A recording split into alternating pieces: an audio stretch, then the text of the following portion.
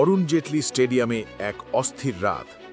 দিল্লির অরুণ জেটলি স্টেডিয়াম আজ কেবল আইপিএল 2026-এর একটি ম্যাচই দেখেনি, দেখেছে মুম্বাই ইন্ডিয়ান্স সাম্রাজ্যের এক বিশাল ফাটল।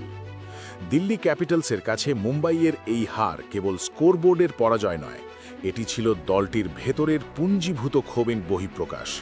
ম্যাচের শেষ বলটি হওয়ার সাথে সাথেই মুম্বাই শিবিরে যে অস্বস্তিকর নিস্তব্ধতা নেমে এসেছিল তা ম্যাচের পরবর্তী কয়েক ঘন্টায় এক ভয়ঙ্কর ঝড়ে রূপান্তরিত হয়। আর এই ঝড়ের কেন্দ্রে ছিলেন আর কেউ নন, 5 বারের আইপিএল জয়ী অধিনায়ক হিটম্যান রোহিত শর্মা। পুরস্কার বিতরণী মঞ্চে যখন সূর্যকুমার যাদব হারের কারণ ব্যাখ্যা করার চেষ্টা করছিলেন, তখন ক্যামেরার লেন্স বারবার খুঁজে নিচ্ছিল রোহিত শর্মাকে। রোহিতের চেহারায় ছিল এক অদ্ভুত কাঠিন্য, তার সেই কুচকানো ভ্রু এবং গম্ভীর চাউনি বলে দিচ্ছিল ড্রেসিং রুমে আজ বড় কিছু ঘটতে চলেছে।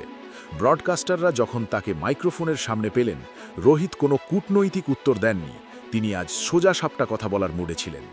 রোহিত শর্মা তার সাক্ষাৎকারের শুরুতেই দলের লক্ষ্যহীন ক্রিকেটের তীব্র সমালোচনা করেন।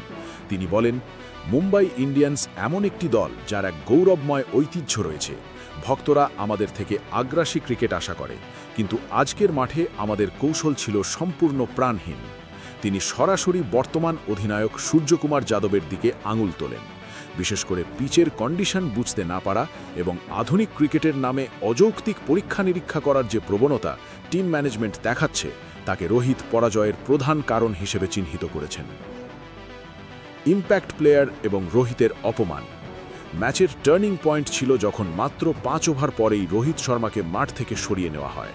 একজন সিনিয়র খেলোয়াড় এবং এই দলের কারিগর হিসেবে এটি যে রোহিতের আত্মসম্মানে আঘাত করেছে তা তার কথাতেই স্পষ্ট।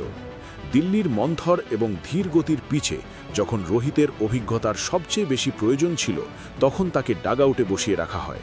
রোহিতের পরিবর্তে মায়াঙ্ক মার্কান্ডেকে ইম্প্যাক্ট প্লেয়ার হিসেবে আনা হয়, কিন্তু মার্কান্ডে কেবল রানই খরচ করেননি, বরং দিল্লির ব্যাটসম্যানদের ওপর থেকে চাপ পুরোপুরি সরিয়ে দিয়েছেন। রোহিত আক্ষেপ করে বলেন, আমি 5 বার চ্যাম্পিয়ন করেছি এই দলকে, কিন্তু আজ আমাকে এমনভাবে বের করে দেওয়া হলো যেন আমার আর কোনো প্রয়োজন নেই। মুম্বাই কি 2 ভাগে বিভক্ত? রোহিতের এই বক্তব্য পরিষ্কার করে দিয়েছে যে মুম্বাই ইন্ডিয়ান্স এখন আর এক পরিবার নেই।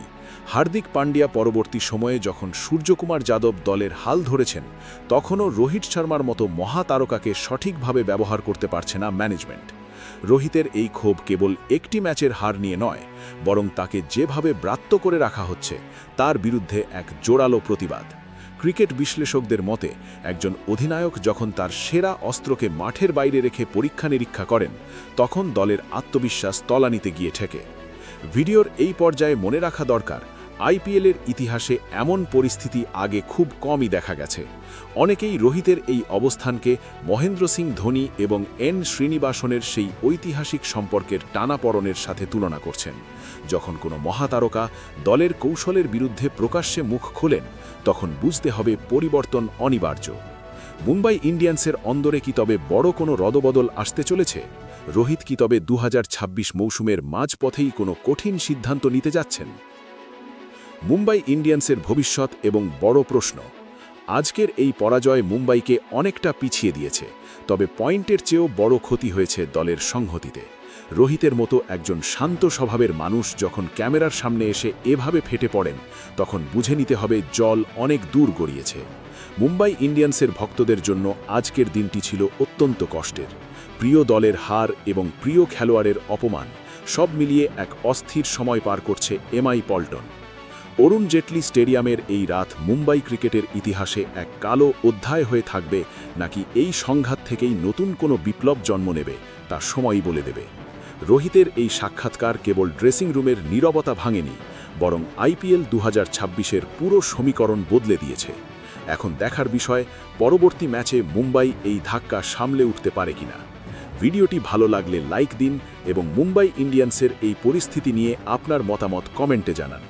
আপনি কি মনে করেন রোহিতকে মাঠ থেকে বের করে দেওয়া সঠিক ছিল? সাবস্ক্রাইব করে আমাদের সাথেই থাকুন। ধন্যবাদ।